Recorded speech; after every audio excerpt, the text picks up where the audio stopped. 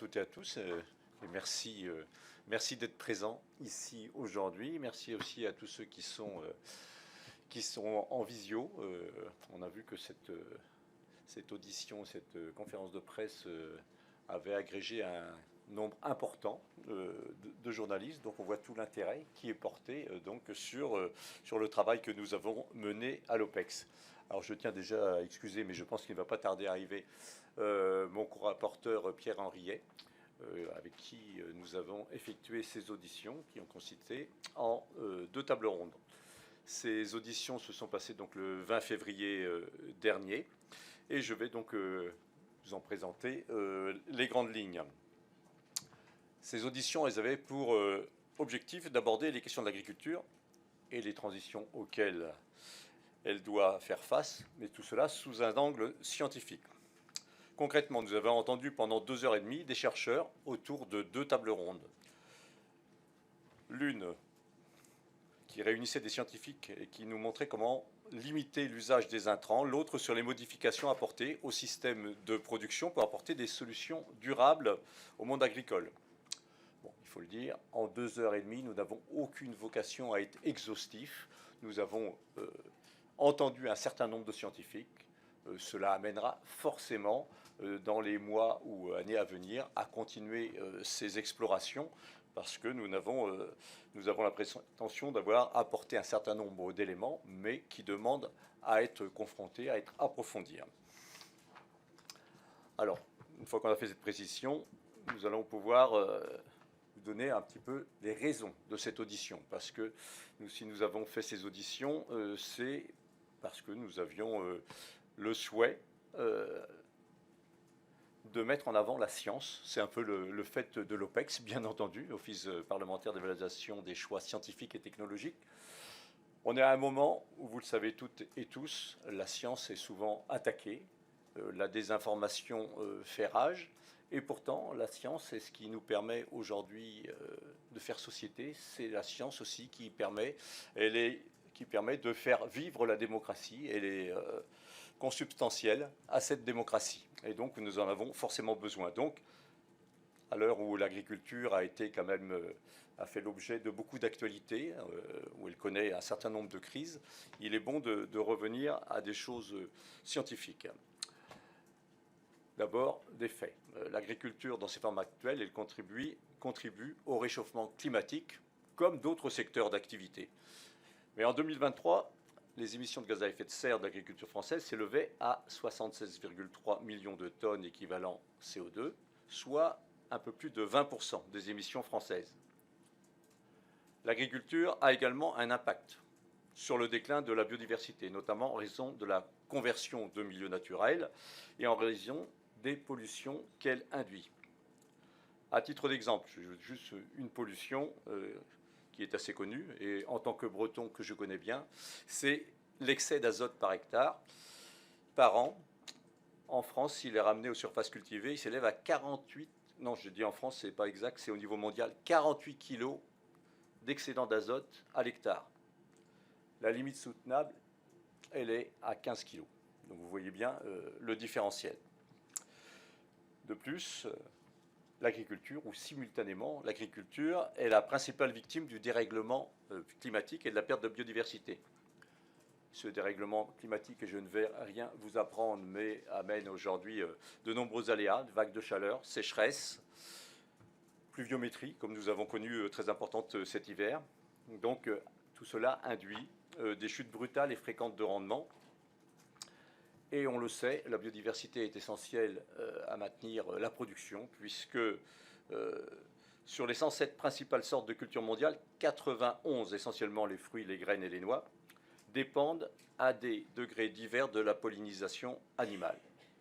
On parle beaucoup de ces pollinisateurs et ils sont essentiels parce que leur disparition, et ça c'est étayé depuis, je dirais, même plus d'un siècle, elle aurait une influence dramatique sur notre régime alimentaire.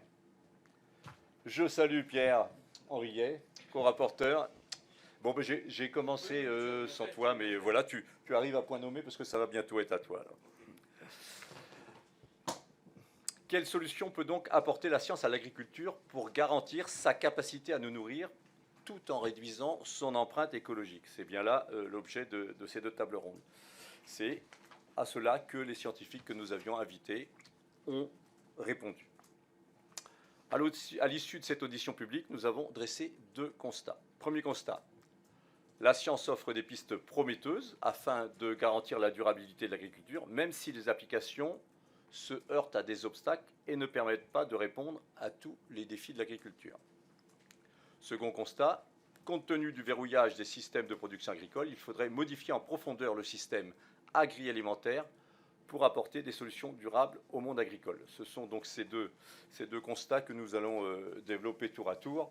Et sur ce premier, je cède la place à Pierre Henriet. Bien, Daniel, je te remercie pour l'introduction des présentations de ces conclusions. Donc, comme vient de le préciser mon collègue, cette audition publique a été l'occasion de se familiariser avec des innovations technologiques prometteuses pour développer une agriculture plus durable, mais qui reste performante. Important de pouvoir allier les 2 enjeux. Plusieurs innovations ont été présentées dans des domaines assez différents. Je vais vous en faire état. D'abord, concernant la manipulation des paysages olfactifs. Les organismes vivants évoluent dans des paysages olfactifs formés par une grande diversité de composés organiques libérés dans l'atmosphère à travers le fonctionnement naturel des écosystèmes. Ces odeurs sont essentielles aux insectes pour chercher de la nourriture, trouver un partenaire, leur plante hôte ou encore leur site de ponte. Des recherches ont été entreprises sur les odeurs des plantes ayant un effet sur le comportement des insectes. Il est désormais possible de créer des parfums naturels qui éloignent les insectes indésirables et protègent les cultures, ce qui présente plusieurs avantages par rapport aux pesticides. Les pollinisateurs ne sont pas impactés, il n'y a pas de phénomène de résistance qui se développe. Le coût et la durée de développement des molécules sont très inférieurs à ceux d'un pesticide.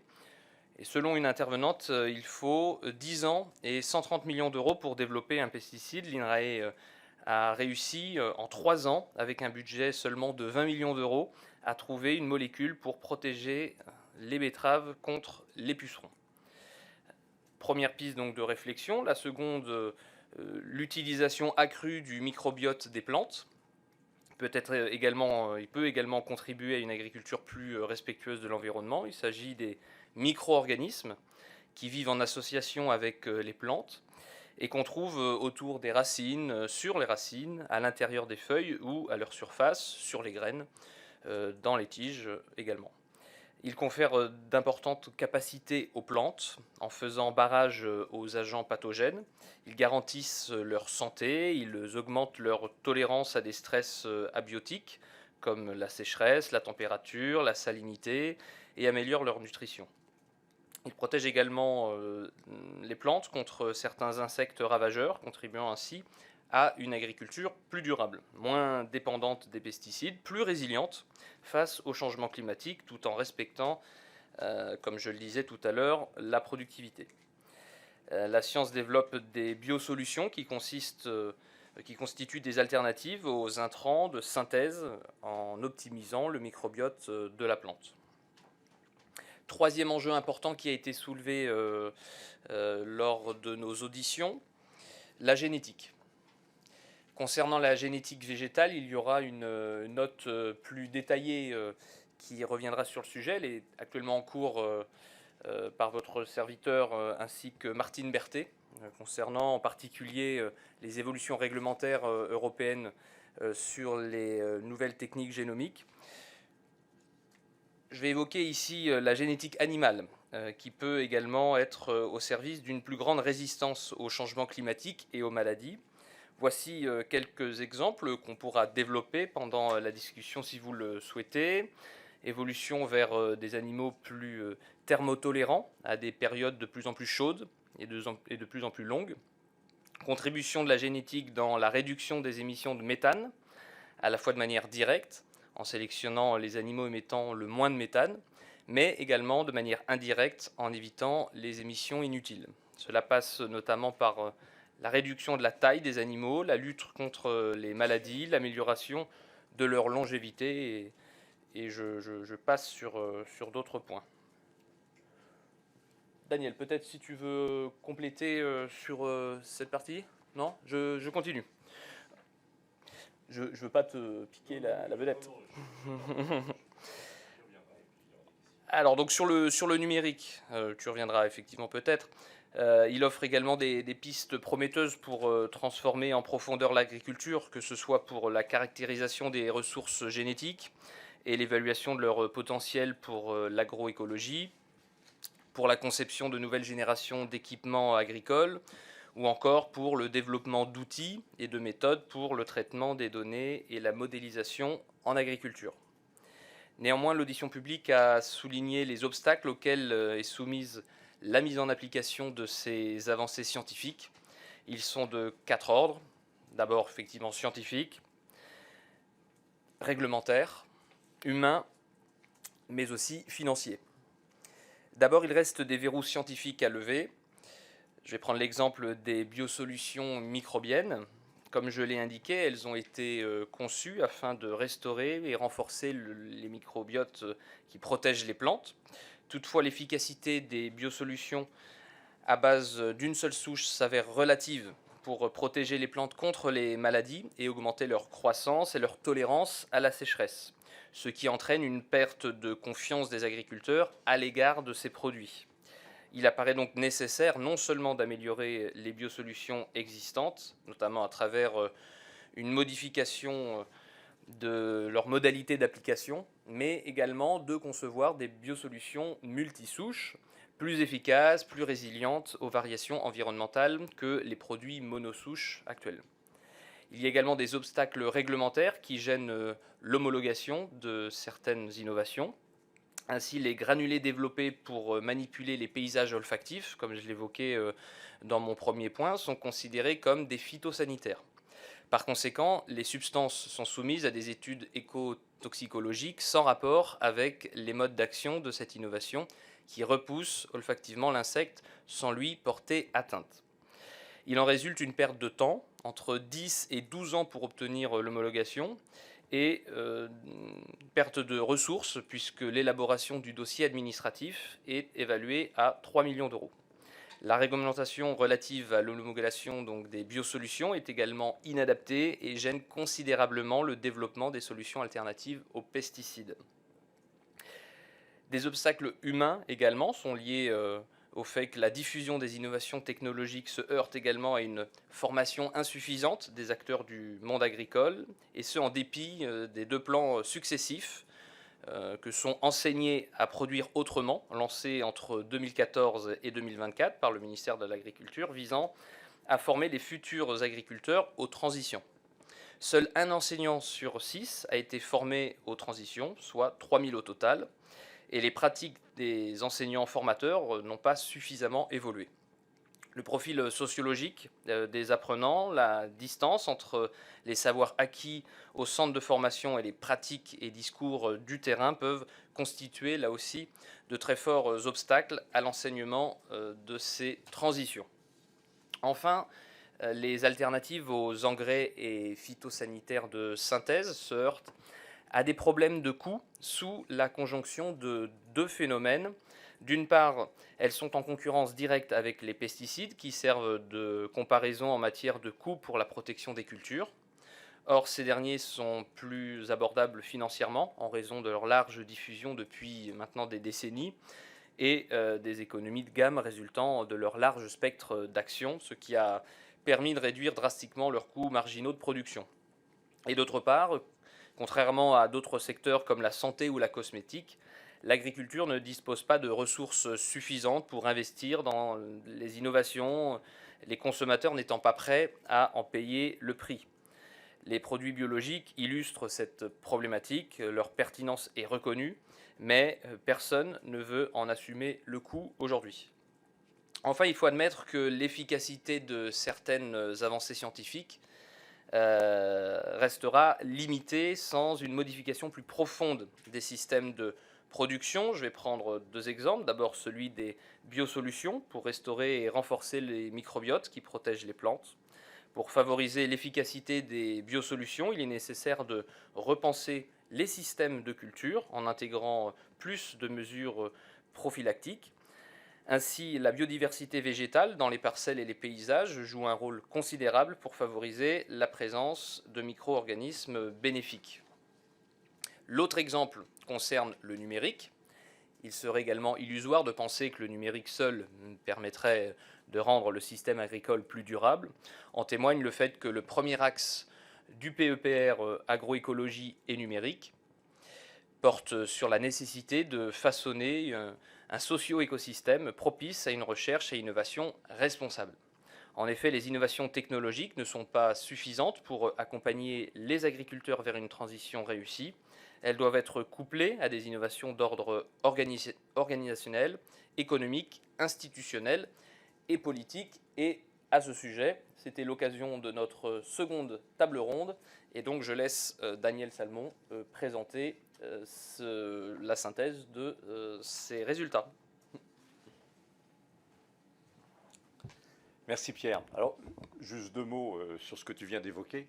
Effectivement, vous ne le percevez peut-être pas, mais nous avons voyagé pendant ces auditions parce que ces paysages olfactifs nous ont fait rentrer dans un autre monde. Et la science a cette faculté de nous amener à découvrir d'autres mondes qui étaient pour nous totalement inconnus et qui l'étaient même pour la science il y a encore quelques années. Et ces paysages olfactifs nous amènent à imaginer tout un tas de solutions, et ça nous met dans la perception qu'ont les insectes de leur environnement, qui est totalement différente de celle que nous pouvons avoir. Même chose sur les microbiotes. Effectivement, le microbiote intestinal de l'humain fait beaucoup parler de lui depuis un certain nombre d'années, mais le microbiote des plantes était encore quelque chose, un domaine peu travaillé, et c'est ce que nous ont exposé un certain nombre de scientifiques. C'était vraiment passionnant parce que ce microbiote s'associe à des micro-organismes et là ouvre également des champs, et on a besoin de ces champs de connaissances pour répondre aux enjeux de l'agriculture de demain. Alors, comme l'a dit Pierre Henriet, on a des avancées scientifiques, mais elles peinent parfois à vraiment entraîner des modifications dans le système de production. Et c'est ce que je vais vous exposer maintenant en parlant de mécanismes de verrouillage qui se mettent en place et qui empêchent donc ces évolutions. Notre système actuel est basé sur le recours massif aux intrants, les engrais chimiques, les phytosanitaires, et puis aussi une intensification de l'agriculture et la spécialisation des territoires. Alors, tout ça n'est pas né, c'est pas fait en un jour. Je vais juste vous faire un petit rappel historique, comment on est arrivé à ce système agricole qui fonctionne aujourd'hui. Donc, les choix techniques régissant notre système actuel de production ont leur origine dans le développement des engrais de synthèse. C'est le processus Haber-Bosch qui a permis de capter l'azote de l'air pour faire des engrais. Et l'azote, c'est un facteur limitant à la croissance des plantes. Donc ce processus Haber-Bosch, en fin de compte, a déroulé toute une évolution de l'agriculture. Les fossiles aussi ont permis la création de pesticides, parce qu'on l'oublie souvent, mais les pesticides et les phytosanitaires viennent de l'industrie pétrolière. Tout cela à partir des énergies fossiles au début du XXe siècle. En l'espace de quelques décennies, ces produits ont réussi à s'imposer et à dominer les autres technologies. Donc ce que je disais, ce ne s'est pas fait d'un coup. Il y a ce qu'on appelle une phase d'apprentissage pendant laquelle cette technologie a cohabité avec les autres. Toutefois, plus l'utilisation des intrants de synthèse s'est diffusée, plus la performance de cette technologie a augmenté et plus elle est devenue profitable grâce aux économies d'échelle réalisées. Et ces processus cumulatifs ont réduit considérablement les coûts marginaux de production. Par conséquent, et c'est le point sur lequel il paraît important d'insister, cette technologie n'a pas été choisie forcément parce qu'elle était la meilleure, mais elle devient la meilleure parce qu'elle a été choisie initialement et que tout s'est développé autour de cette technologie. Donc on peut avoir une vision un peu différente donc, de cette technologie. D'autres mécanismes renforcent également la domination de la technologie dominante. les interdépendances technologiques avec le système agroalimentaire qui vont imposer des technologies, des standards de production. Les externalités de réseau autour du conseil agricole conduisent à inciter les agriculteurs à adopter la technologie dominante pour bénéficier d'autres services développés en compatibilité avec cette dernière. Donc, ce sont des mécanismes d'auto-renforcement qui se mettent en place et ils s'entourent d'un ensemble de normes, de standards, de réglementations qui, peu à peu, vont verrouiller le marché autour des choix techniques initiaux.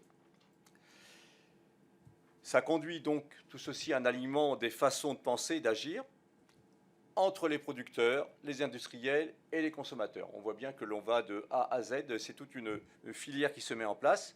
Et quand on parle consommateur, on parle aussi des modes d'achat, puisque on a eu une évolution en parallèle de cette évolution agricole, une évolution des modes de consommation et de la manière dont on allait acheter son panier alimentaire. Aujourd'hui, on peut dire que 75% de nos achats sont faits en grande surface. Et notre consommation, elle est toujours plus importante de produits ultra transformés. On en parle beaucoup. J'entendais ce matin une intervention sur France Inter qui parlait des cocktails, des adjuvants, colorants, conservateurs que l'on met dans les produits alimentaires, qui aujourd'hui sont de plus en plus étudiés avec en corollaire des problèmes de santé. Et là, ce matin, on parlait surtout du diabète de type 2. Donc en France, ces produits ultra transformés représentent 31% de notre apport calorique. Les États-Unis ont toujours un coup d'avance sur nous. Alors, dans le contexte actuel, on peut se demander où est-ce que l'on va aller. Mais ils sont à 58% en produits ultra transformés. Mais l'Espagne à 25%, l'Italie à 18%. Donc voilà, nous sommes dans une position médiane, on va dire. In fine, ce que les économistes appellent un régime socio-technique s'impose, qui renvoie à un ensemble de règles d'action collective qui aujourd'hui représentent une force systémique et qui freine le changement. Alors, il existe néanmoins des acteurs qui, conscients des défis auxquels se heurte le modèle agricole actuel, cherchent à le rendre plus durable et mobilisent des connaissances scientifiques pour mettre en place, par expérimentation, de nouveaux choix techniques. Ces innovations peuvent être le fait d'entreprises privées, d'auto-entrepreneurs, de coopératives, de groupements associatifs, de consommateurs et de collectivités territoriales. Lorsque ces innovations arrivent à trouver les conditions de leur développement, elles vont peu à peu s'hybrider avec les composantes du modèle en place et permettre l'instauration d'un nouveau choix technique, par exemple autour de l'agroécologie. Mais dans la réalité, bien souvent, elles vont se heurter à de grandes difficultés liées au verrouillage dont je viens de vous parler. D'abord, pour mettre en place de nouvelles techniques, des innovations, cela nécessite une phase d'apprentissage qui est plus ou moins longue. C'est inhérent à toutes les techniques. On peut revenir, il suffit de revenir en arrière, regarder comment les ordinateurs sont mis en place. Les premiers ordinateurs avaient un coût complètement prohibitif et il a fallu un certain nombre d'années pour que tout un chacun puisse s'acheter ces ordinateurs et que ça rentre complètement dans la vie quotidienne. Et cette phase d'apprentissage, elle peut être ralentie lorsque les innovations ne sont pas adaptées aux infrastructures et aux réglementations, à l'instar de difficultés rencontrées avec des techniques de manipulation. Par exemple, on en a parlé, des paysages olfactifs, des biosolutions, pour leur homologation. Tout cela peut être très long. Pierre Henriet vous en a parlé tout à l'heure. Il y a aussi les récits, les croyances, qui peuvent également entraver l'adoption d'innovation. Aujourd'hui, on entend souvent, ici au Sénat, l'idée du bon sens. Le bon sens, il faut s'en méfier, parce que le bon sens, ça nous amène à penser que la Terre est plate, parce qu'il suffit de regarder, si on regarde nos sens, ils nous disent, non, il n'y a aucune raison que ce soit rond. Donc, le bon sens peut parfois être une insulte à l'intelligence, donc c'est bien pour ça que nous travaillons sur la science. Donc le rapport d'évaluation du plan Enseigner à produire autrement, initié par le ministère de l'Agriculture, souligne les obstacles liés au profil sociologique des apprenants, ainsi qu'à la distance entre les savoirs acquis en centre de formation et les pratiques et discours du terrain. Tant qu'elles sont peu utilisées, les innovations ont du mal à diminuer leurs coûts marginaux, c'est élémentaire, des coûts marginaux, et elles ne permettent pas de générer des profits à la hauteur. Surtout que, comme le système actuel a dire plus qu'un coup d'avance, puisqu'il a pratiquement un siècle d'avance, eh bien, ça a permis de l'optimiser et avoir des coûts très intéressants. Et la nouvelle technologie, eh bien, n'est pas sur un pied d'égalité. Il lui faudra du temps pour être diffusée et devenir, à un moment, profitable elle aussi. Donc on comprend que la construction d'un nouveau régime socio-technique implique une modification en profondeur du système qu'on appelle ici agri-élémentaire, c'est-à-dire du système qui englobe non seulement les filières de production, mais aussi de transformation, de distribution, avec la sélection variétale, la recherche, le conseil technique, les politiques publiques et les instances de régulation. C'est tout cet ensemble-là qui doit nous amener à cranter des innovations et effectuer une transition.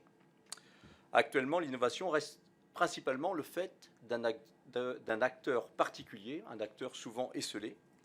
Par exemple, un agriculteur qui va tenter de développer des innovations techniques sur ses terres, tout en étant contraint de s'adapter aux règles de l'aval qui sont assez figées. Une telle initiative aboutit souvent à un échec compte tenu du processus de verrouillage décrit précédemment.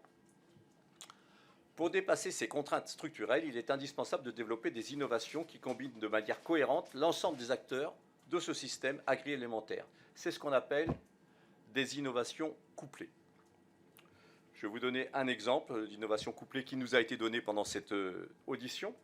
Il s'agit de l'approvisionnement des cantines des crèches de Paris en légumes 100% bio. Ce projet a nécessité 10 ans de travail. Mais il est parvenu grâce à une étroite coopération entre les producteurs, initialement des céréaliers, la coopérative Bio Île-de-France, un opérateur de restauration collective et la ville de Paris à atteindre l'objectif fixé dans le cahier des charges de cette ville de Paris. Un autre constat tiré de l'audition publique porte sur la nécessité d'intégrer les enjeux de l'agriculture dans une réflexion plus globale sur nos régimes alimentaires. En effet, l'évolution des modes de production en faveur d'une agriculture plus durable et plus respectueuse du bien-être animal exige une modification de nos régimes alimentaires. Concrètement, nous devrions consommer plus de fruits et de légumineuses, vous l'entendez assez souvent comme moi, et réduire l'apport en protéines animales. Or, la seule offre alimentaire ne pourra pas, toute seule, influencer nos habitudes. Il est donc indispensable de mettre en place des politiques cohérentes sur l'ensemble de la chaîne alimentaire, avec l'adoption d'une stratégie pour changer les préférences et les comportements des consommateurs en faveur de régimes alimentaires plus sains, en jouant notamment sur certains mécanismes économiques, mais également pour réduire les pertes de gaspillage alimentaire, dont le taux, aujourd'hui, dépasse 30% des denrées comestibles, et c'est excessivement important. La modification de nos modes de production agricole nous obligera également à faire des arbitrages. Au cours de l'audition publique, l'un des intervenants a présenté les travaux de l'INRAE réalisés à la demande du Parlement européen pour préparer la prochaine PAC. Il a montré que celle-ci était soumise à de nombreux objectifs tels que la protection de l'environnement, l'autosuffisance alimentaire, des revenus convenables pour les agriculteurs, des prix alimentaires bas ou encore l'adoption de régimes sains par la population. Et selon ce scientifique, ces objectifs ne sont pas tous conciliables. Dans leur totalité, il y a des choses qui pourraient paraître contradictoires. Donc, les décideurs politiques devront faire des choix. Par exemple, au moins à court terme, il n'est pas possible de maintenir et encore moins d'augmenter la production, la capacité de production du secteur agricole de l'Union européenne, tout en donnant la priorité à la protection de l'environnement. On ne peut pas transposer à l'identique tout en faisant une transition. Si l'Union européenne décide de privilégier la production de nouveau, elle devra choisir entre une agriculture intensive et fortement tournée vers les exportations, qui privilégie la compétitivité des prix, et ou une agriculture axée sur le soutien à tous les types d'exploitation, cherchant à maintenir la capacité de production en assurant une aide aux revenus agricoles pour tous les types d'exploitation. Donc là, c'est dans les deux cas où on reste sur une volonté de production importante, mais la première, est orientée vers l'exportation, enfin pas uniquement la consommation nationale, mais également l'exportation. L'autre cherche plus à maintenir l'ensemble des agriculteurs en aidant tous les types d'exploitation. De même, 3 scénarios sont envisageables pour développer une agriculture soucieuse de la protection de l'environnement. Un scénario qui privilégie l'utilisation efficace des ressources grâce à l'optimisation des systèmes de production actuels. Donc je dirais que c'est un petit peu au fil de l'eau, mais on essaye d'optimiser. Un scénario qui encourage la préservation des terres à travers la séparation entre les fonctions productives et environnementales, mais on pourra y revenir, mais là on voit vraiment une séparation d'un côté des terres qui sont réservées comme des réserves de biodiversité, et puis l'autre des terres qui sont réservées à l'agriculture, mais comme on a diminué cette surface, il va falloir avoir des pratiques très intensives, et peut-être à la clé également une augmentation des coûts de la production. Et un scénario qui prévoit la simultanéité des fonctions productives et écologiques grâce à l'agroécologie. Donc, au-delà des arbitrages à réaliser, les modes de production ne pourront évoluer que si l'ensemble des acteurs du système agroalimentaire sont formés et accompagnés.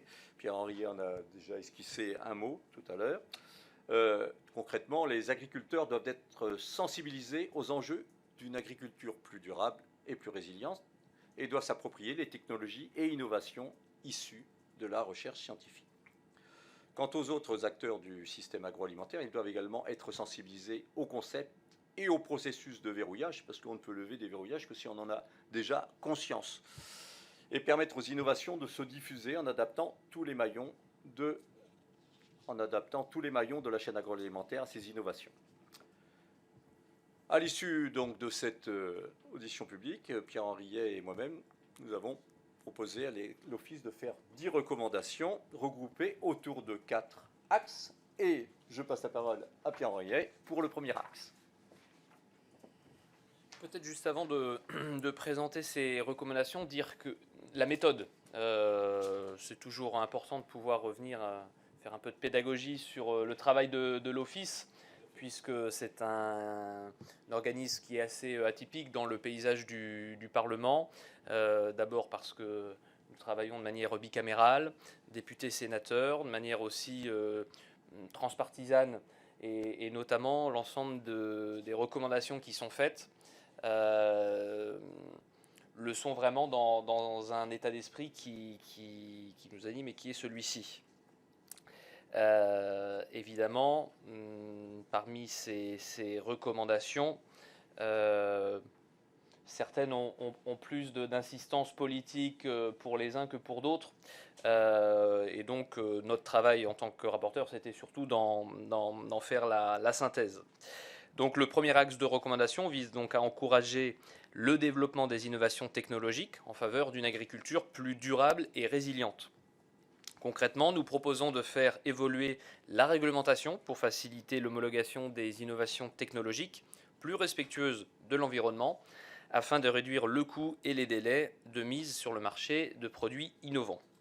Nous proposons également de modifier les prix relatifs des différents modèles de production afin de dissuader les pratiques générant de fortes externalités négatives au profit de pratiques moins rentables mais plus durables.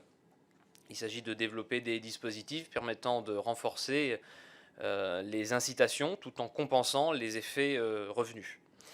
Il peut ainsi être envisagé de taxer les intrants tout en rendant les sommes prélevées aux agriculteurs plus vertueux en matière de protection d'environnement à travers le découplage de taxes et de remboursements. Nous recommandons également de renforcer l'efficacité des outils génétiques pour sélectionner des animaux plus résistants aux maladies en connectant les bases génétiques avec les bases sanitaires. Je te laisse pour le deuxième axe. Tout à fait. Merci Pierre. Oui, l'Office, ce sont les sciences. Et effectivement, on voit qu'il faut marier également les sciences exactes, expérimentales, pour lesquelles notre président Stéphane Piednoir est un fervent adepte et connaisseur. Et puis, eh bien, des sciences qu'on appelle les sciences sociales, voire sciences humaines. Et c'est plutôt sur cet axe-là que moi que porte le deuxième point. Il s'agit de privilégier une approche systémique qui associe les enjeux de l'agriculture à la problématique des systèmes alimentaires qu'il convient de faire évoluer pour les rendre plus durables et plus sains. Il nous paraît également indispensable de mieux hiérarchiser les objectifs de la PAC sans sacrifier l'objectif de protection de l'environnement. À cet égard, je voulais faire la remarque suivante. Au cours de l'audition publique, il a été soutenu qu'une forte protection de l'environnement était incompatible avec le maintien de la production à son niveau actuel. Néanmoins, avec un taux de gaspillage alimentaire de 30%, il existe une réelle marge de manœuvre pour instaurer un mode de production plus durable sans remettre en cause la satisfaction de nos besoins alimentaires, mais en les faisant évoluer. Et je pense que c'est un mot important, faire évoluer aussi les besoins alimentaires. Enfin, toujours dans l'objectif d'une politique volontariste en faveur d'une agriculture plus durable, nous proposons de développer de nouveaux instruments financiers dans le cadre de la prochaine PAC, parce que vous savez que la PAC oriente quand même énormément notre système agricole, mais aussi notre système agroalimentaire, et l'orienter en passant d'une logique de subvention à une logique de rémunération de services explicites, afin d'accompagner les agriculteurs dans la transformation de leur mode de production, tout en garantissant, et ça c'est également très important, leur niveau de revenu. Pierre, je te laisse pour le troisième axe. Pour le troisième axe donc, de nos recommandations, il vise à soutenir les initiatives du terrain pour déverrouiller les systèmes de production. Il s'agit d'encourager les innovations combinées, associant tous les acteurs en amont et en aval de la production, en renforçant le financement des programmes de recherche dédiés à ces initiatives. Il faudra également décentraliser ces initiatives en faveur des transitions, afin de tenir compte des spécificités de chaque territoire sur le plan écologique et socio-économique.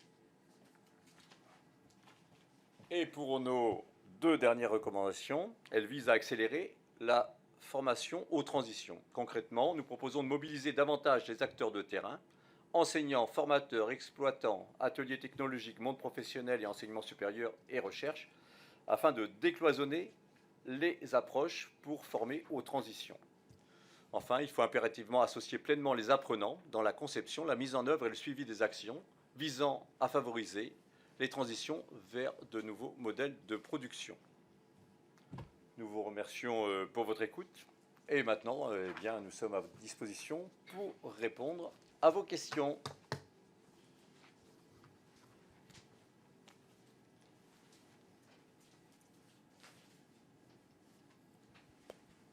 Je vous en prie. Bonjour, Juliette Sougnac de Newstank Agro. J'avais comme question, quelle finalité auront ces recommandations? Est-ce qu'il y a des projets ou propositions de loi qui sont développés? À qui s'adressent ces recommandations? Voilà un peu la finalité de votre travail. Écoutez, dans un cadre général, hein, l'ensemble des recommandations qui sont faites, soit lors de conclusions, soit lors de notes scientifiques, soit lors de rapports qui émanent de l'OPEX, sont d'abord à destination des parlementaires. Hein, c'est le rôle premier de l'Office, c'est d'éclairer la représentation nationale et d'être le maillon avec la communauté scientifique. Donc, évidemment, ce document sera diffusé à l'ensemble des parlementaires qui pourront y accéder facilement. Ensuite, nous allons également évidemment solliciter les ministères concernés de l'environnement, de l'agriculture, pour faire état aussi de ces recommandations.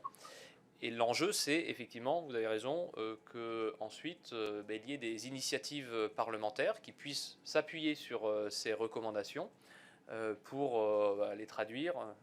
On l'a vu, notamment, on évoquait tout à l'heure les freins réglementaires, et bien que le législateur puisse s'en emparer et faire en sorte que l'écosystème puisse être plus favorable au développement de ces innovations scientifiques pour le monde agricole. Je ne sais pas si tu veux compléter. Oui, bon, juste un mot. Effectivement, il y a des verrouillages, on l'a vu, au niveau normes, homologation, qui parfois prennent beaucoup de temps et ça a été assez mis en avant lors des crises agricoles. Mais là, on s'aperçoit que sur les innovations sur le biocontrôle, parfois, ça met autant de temps que pour du phytosanitaire, alors qu'on n'est pas du tout dans le même registre. Donc là, il y a peut-être des choses à faire bouger. Donc c'est une invitation que l'on fait.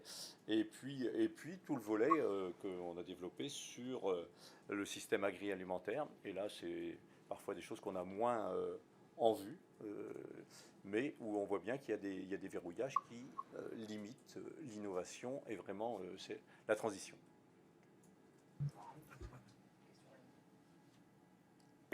Question. Oui, bonjour. Bonjour. Est-ce que je peux poser une question? Mais bien sûr. Géraldine Vosner du Point. Je suis un peu surprise parce que je parcours votre rapport et sur la question des biocontrôles, justement, ça me semble quand même assez léger d'auditionner 2 ou 3 personnes qui font de la recherche fondamentale et d'en déduire que, bon, il faut alléger le processus d'homologation. Le biocontrôle n'est pas sans effet, enfin, on en a eu plein d'exemples, et vous parlez beaucoup de la modification de l'environnement olfactif, mais il peut désorienter des espèces qui dépendent des odeurs pour se nourrir, se reproduire, pour migrer. Les huiles concentrées ne sont absolument pas sans danger. On a vu le développement de résistance aux ravageurs. Vous prenez un seul exemple dans votre rapport qui est celui de la betterave. Or, vous n'avez pas auditionné d'institut technique. Donc, quelle est l'efficacité de ces process? Ça me semble quand même extrêmement léger pour décider que, bon, on envoie valdinguer toutes les garde-fous sanitaires. Deuxième question, j'en profite, vous évoquez dans votre rapport les excès d'azote en donnant des valeurs au niveau mondial. Quel est l'intérêt pour le législateur français de valeurs au niveau mondial? Vous parlez d'un excès d'azote de 48 kg par hectare, c'est juste. En France, c'est 33 kg par hectare. Et c'est très différent selon les régions. L'Île-de-France, elle est à 0 ou 5 kg par hectare. La Bretagne, à 70 ou 80. Donc, je ne vois pas l'utilité, en fait, quand on veut être un peu concret et réellement avancé. Merci. Bien. Alors, vous avez employé le terme valdinguer. Il n'est aucunement question pour nous d'envoyer valdinguer quoi que ce soit, surtout pas le droit de l'environnement. Simplement, ce que nous pointons, c'est qu'il y a un certain nombre de considérations sur des éléments qui ont tendance à freiner. Alors moi, je ne suis pas pour une accélération à tout va, bien entendu. Mais il y a un moment, si on veut que les transitions se fassent, il faut s'en donner également les moyens. Et l'accélération, ça peut se faire en donnant justement plus de moyens aux études pour aller souvent un peu plus vite. Bien entendu, nous avons pris quelques exemples. On l'a dit, on a pris des précautions. Ce n'était qu'une audition de 2h30. Et donc, nous aurions pu, bien entendu, et nous espérons le faire dans les mois ou les années qui viennent, élargir énormément le champ parce que les apports de la science sont beaucoup plus divers et variés que ce que nous avons exposé ici.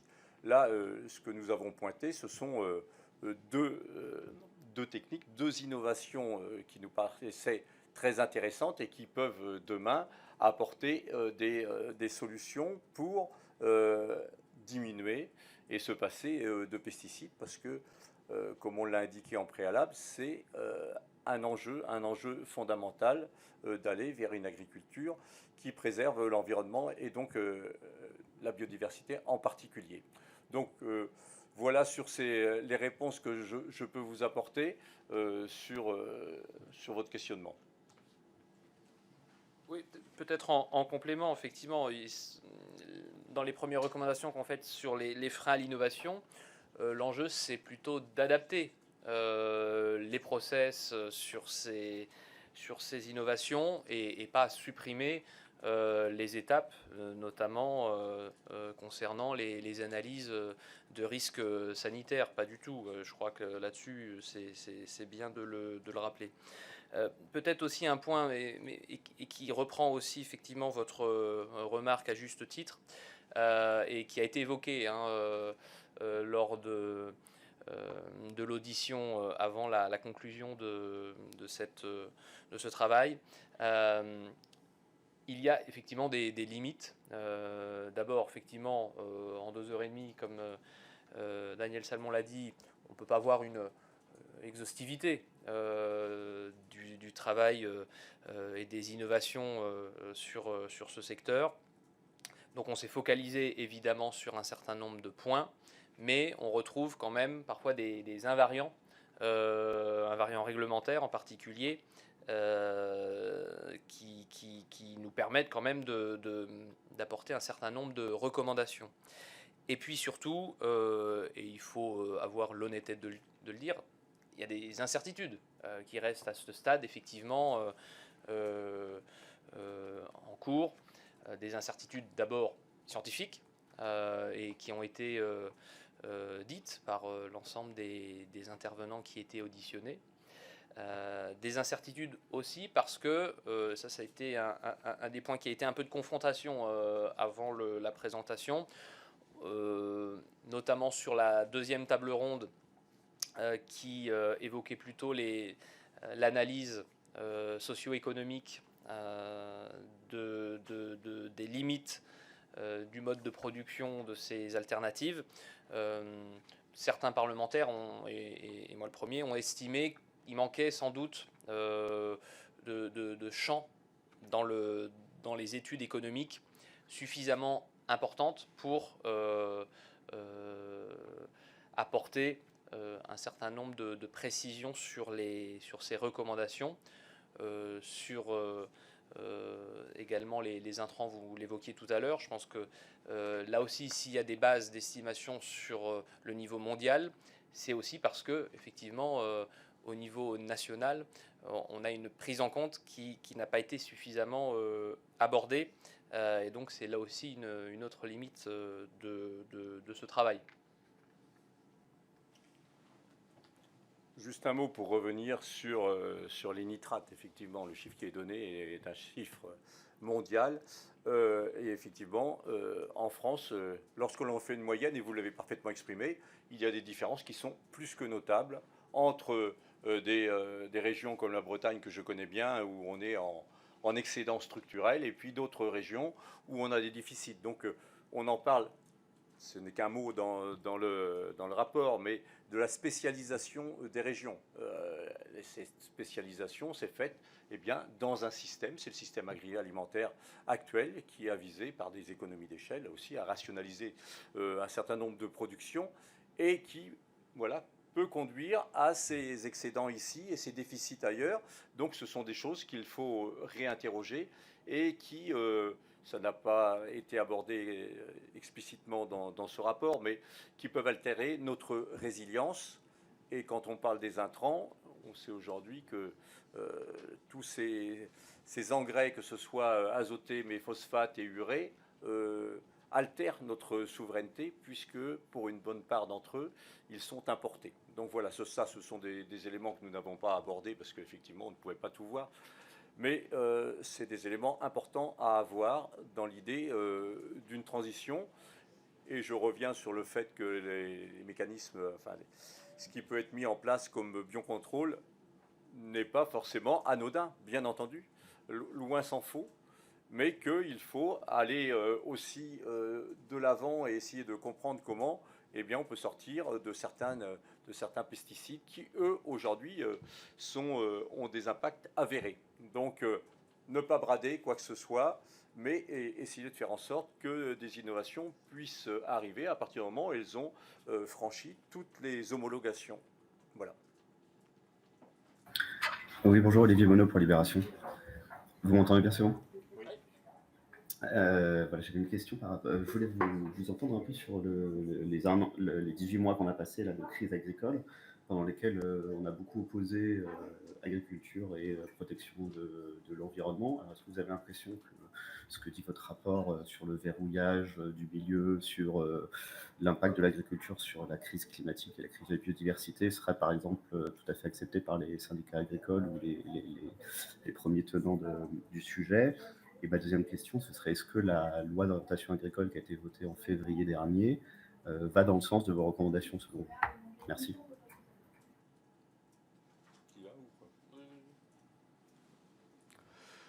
Oui, tout cela forcément vient interroger. On a eu beaucoup de lois qui sont passées sur le domaine agricole. Il y en a encore une cet après-midi sur l'usage des aéronefs.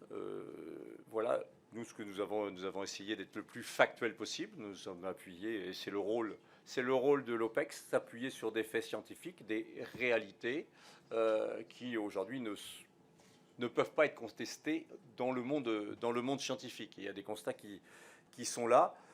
Effectivement, tout cela vient interroger un certain nombre de politiques qui sont mises en œuvre. On a repris aussi, on s'est appuyé sur un rapport de l'INRAE sur les évolutions de la politique agricole commune pour réorienter notre modèle agricole. On l'a bien vu qui aujourd'hui est en souffrance. Et donc, il y a cinq possibilités, A, B, C, D, E. Voilà, ce sont des éléments qu'il faut avoir en tête. Et le rôle du politique et le rôle des politiques publiques, c'est de faire des choix qui sont parfois difficiles, mais notre but, nous, à l'OPEX, c'est d'amener des éléments de réflexion. Donc, d'ailleurs, je vous invite à aller voir l'ensemble de ce rapport qui est fort intéressant sur les différentes politiques de la PAC potentiellement possibles, fait par l'INRAE. J'aurais une position un peu plus nuancée. D'abord, parce que l'appui de la communauté scientifique ne veut pas dire qu'il y a des faits incontestables et qui ne doivent plus être discutés. Ça, c'est pas vrai. Je veux dire, le principe même de la science, c'est de pouvoir débattre, c'est de pouvoir aussi avoir de la controverse. Et le rôle de l'OPEX, c'est justement aussi de faire comprendre qu'il y a de la controverse, il y a des scientifiques qui ont des analyses qui leur permettent des conclusions qui ne sont pas forcément les mêmes. Mais dans cette approche globale, il faut, nous, à l'OPEX, qu'on donne aussi une dimension politique à ces conclusions. Et c'est là où ce qui est important, c'est de pouvoir s'appuyer, en tout cas, sur des données factuelles et des données qui permettent d'avancer par rapport à des objectifs donnés. Quand je dis ça, et encore une fois, moi, je nuance un peu les conclusions de ce rapport, et ça a été dit aussi par un certain nombre de parlementaires, encore une fois parce que ce travail mérite et méritera évidemment surtout de continuer à consacrer du temps sur ces enjeux. Le but aussi aujourd'hui, dans le cadre de cette présentation, c'est plutôt d'esquisser aussi un certain nombre de compréhensions, de mécanismes sur lesquels il faut continuer à interroger pour avoir une analyse plus fine et aussi, pourquoi pas, faire évoluer les recommandations qui seront faites. En l'état, effectivement, on a présenté des recommandations qui sont à l'instant T en fonction des échanges que nous avons eus. Et c'est là aussi où il y a une nuance importante à faire, et ça c'est un des mécanismes, on va dire, un petit peu généraux aussi des travaux spécifiques de l'OPEX, c'est qu'il y a effectivement ces conclusions d'audition publique. Je pense que la base de travail quand même de l'OPEX reste les rapports scientifiques, enfin les rapports de l'OPEX, qui eux sont beaucoup plus étayés, et donc là c'est aussi une piste justement pour pourquoi pas avoir à l'avenir un rapport beaucoup plus global, exhaustif sur le sujet. Donc voilà, je voulais quand même aussi voilà, mettre les limites aussi de l'exercice de ce travail qui a été rendu. Oui, merci. C'est à nouveau Madame Vesner. J'avais une autre question, enfin deux autres questions. Je comprends de vos réponses que vous n'avez pas étudié en réalité les causes, par exemple, des excès d'azote, puisque vous évoquez les engrais synthétiques. Or, en Bretagne ou dans les Hauts-de-France, c'est de l'engrais organique, hein, c'est les lisiers. Donc, est-ce qu'à l'avenir, là, vous envisagez de lancer des études pour le coup techniques précises sur les raisons de ces excès d'azote en France, ou d'autres, ou sur les produits de biocontrôle pour que les parlementaires puissent avoir un avis réellement éclairé. L'autre question, je vois que dans votre rapport, vous n'avez pas abordé dans vos auditions qui parlent de l'adaptation au changement climatique, les nouvelles biotechnologies végétales. Alors en termes d'innovation, ça me semble quand même assez central, d'autant plus que c'est perçu par les scientifiques du Joint Research Center européen comme le principal levier d'adaptation de l'agriculture, à la fois pour la baisse des produits phytosanitaires, pour l'adaptation au bouleversement climatique. Et ça, vous n'en parlez pas du tout. Est-ce que c'est volontaire ? Alors, je ne sais pas si vous étiez là dans les propos liminaires. Effectivement, je l'ai évoqué en sous-main, puisque il y a actuellement effectivement un rapport spécifique sur le sujet de la génétique végétale qui est en cours et donc qui sera présenté normalement fin juin par moi-même et Martine Berthet, et qui évidemment est corrélé aussi à la rédaction actuelle de la réglementation européenne qui va rapidement permettre justement là d'enlever quelques freins à l'innovation sur la génétique végétale. Donc on n'a pas voulu du coup évoquer ce sujet dans ces conclusions, même si on l'a rapidement évoqué tout à l'heure, pour vraiment essayer de se focaliser sur quelques secteurs d'innovation qui sont, on va dire, moins connus, mais aussi effectivement avec la limite aussi, si c'est moins connu, c'est aussi parce qu'il y a moins de travaux, moins d'études, et donc plus d'incertitudes sur les potentiels de ces innovations. Oui, nous avions pris les précautions de dire que nous n'avions pas tout vu. Effectivement, l'évolution de la génétique interroge tout à fait. Et donc, ça peut tout à fait être un objet de travail plus approfondi par l'OPEX. Je pense que ce qu'il faut voir, c'est que nous sommes à un moment charnière, ça ne vous aura pas échappé, et l'âge, même si la science évolue, bien entendu, elle n'est jamais figée, et ce qu'on découvre aujourd'hui, ce sont plein de choses qu'on ignorait hier, mais il y a des choses qui s'agrègent, et on est dans un moment où on parle beaucoup d'adaptation à la France à 4 degrés. D'ailleurs, avec toutes les incertitudes qu'il y a liées à cette évolution du climat, et qui va emmener de nombreuses perturbations, c'est très clair, elles sont déjà là, sur notre système agroalimentaire. Donc je pense que notre rôle, nous, est non seulement d'alerter, mais essayer de faire en sorte que les différentes sciences nous viennent en aide et viennent nous éclairer, viennent éclairer les décisions politiques, parce que demain, peut-être aurons-nous besoin de tout ce panel de solutions. Par contre, il n'est pas question, je reviens sur votre interpellation du début, pas question d'avancer non plus à tout va, sans avoir des études rigoureuses qui nous permettent de dire si ces nouvelles technologies ont des impacts positifs ou négatifs sur l'ensemble de l'environnement, à un moment où la biodiversité est dans un très mauvais état. Donc il nous faut continuer d'avancer, mais je pense que c'est un peu l'intérêt aussi de ces auditions, c'est de montrer qu'il y a tout un panel de possibilités, que ce soit dans les sciences exactes et expérimentales, ou également avec les sciences humaines et sociales, pour essayer de voir comment on peut avancer, à la fois très certainement sur des bases de l'agriculture que sont l'agronomie, que sont l'appui sur les écosystèmes, sur la nature, et puis ne pas se priver d'explorer des nouvelles pistes qui nous permettront peut-être demain, on ne sait pas, de répondre à des problématiques qui pourraient être dramatiques.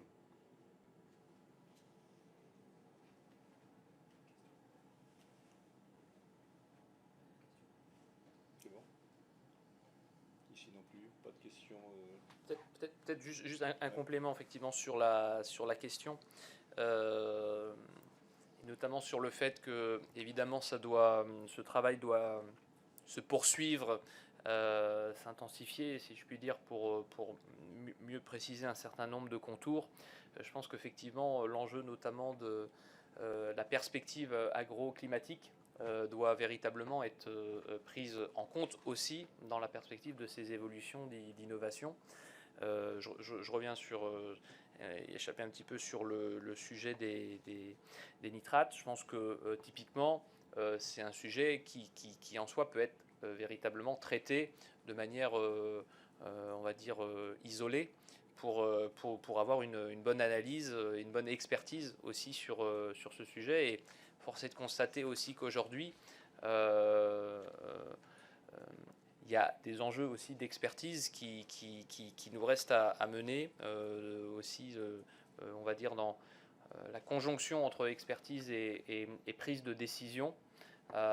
Et typiquement sur ce sujet, on voit bien là qu'il reste encore un certain nombre de points d'ombre sur lesquels l'OPEX, sans doute, d'autres commissions, d'autres organismes aussi indépendants ou d'établissements publics auront sans doute l'occasion de poursuivre. Donc le but de ces recommandations, c'est surtout, je pense, je te laisserai ensuite la parole, mais qu'on puisse cibler un certain nombre de technologies qui sont des potentiels. Encore une fois, la recherche, par définition elle-même, est un domaine dans lequel on ne sait pas si elle aura des résultats, mais en tout cas de créer un écosystème qui permette aux scientifiques de continuer à innover dans et pour l'agriculture.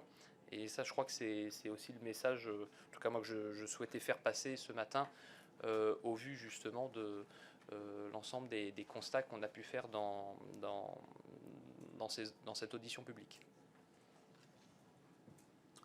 Oui, juste quelques mots, réaction.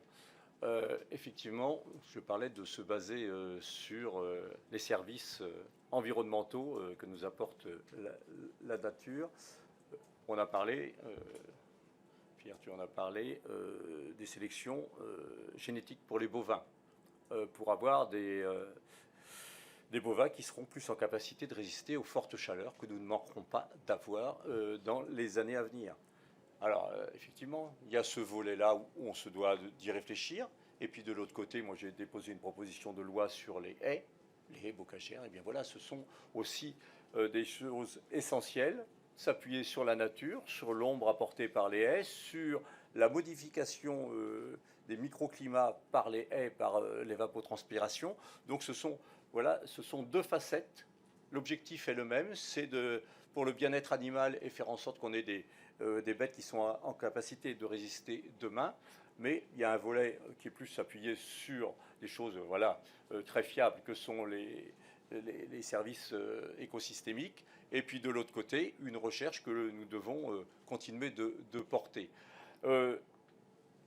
Juste pour revenir sur ces engrais, ces excès d'azote, à ma connaissance, les animaux ne captent pas l'azote. Donc, si on a des excédents structurels en Bretagne, on peut parler effectivement des effluents des animaux, mais c'est parce qu'à la base, il y a des apports d'azote qui sont importants, et ce sont des engrais de synthèse qui arrivent et qui viennent s'accumuler et se sédimenter et qui sont pour une partie lessivés. Vous connaissez aussi bien que moi la problématique des algues vertes sur notre littoral. Donc effectivement, on est sur un système, alors j'entends assez souvent les agriculteurs le dire et j'acquiesce sur un certain nombre de points, qu'ils font des efforts et qu'il y a eu des progrès de mener. Il ne s'agit pas non plus de jeter l'opprobre sur toute une corporation dont beaucoup font des efforts. Mais on sait aujourd'hui que nous sommes face quand même à des défis qui sont extrêmement importants, que l'homme, depuis qu'il fait de l'agriculture depuis le néolithique, n'a jamais connu, très clairement. Il faut se mettre dans cette perspective-là. Le plus 4 degrés, c'est quelque chose, c'est terra incognita, on ne sait pas où on s'en va. Alors on va essayer d'anticiper au maximum et essayer de ne pas se priver de solutions. Ça ne sera certainement pas, là je parle pour moi, et on a quelques petites divergences, mais ça ne sera pas le technosolutionnisme, ça ne suffit. Très clairement, on n'y arrivera pas. Ça n'empêche qu'on peut avoir de la technologie, on peut avoir des sciences qui nous aident. Et puis s'appuyer sur tout un écosystème, et c'est ce qui est bien mis en exergue avec la deuxième table ronde aussi, de repenser notre système agroalimentaire qui s'est quelque part enfermé dans un système.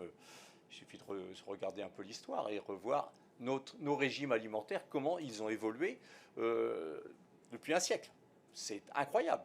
Donc, effectivement, ça veut dire qu'on a des possibilités aussi d'innover, de changer dans ce régime alimentaire, mais on sait que c'est très difficile et que c'est quelque part un peu verrouillé. C'est ce qui est dit aussi dans cet exposé.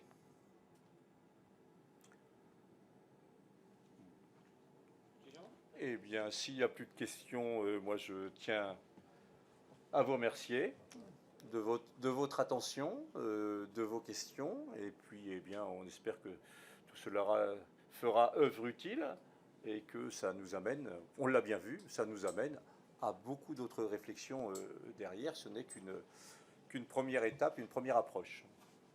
Merci à toutes et à tous.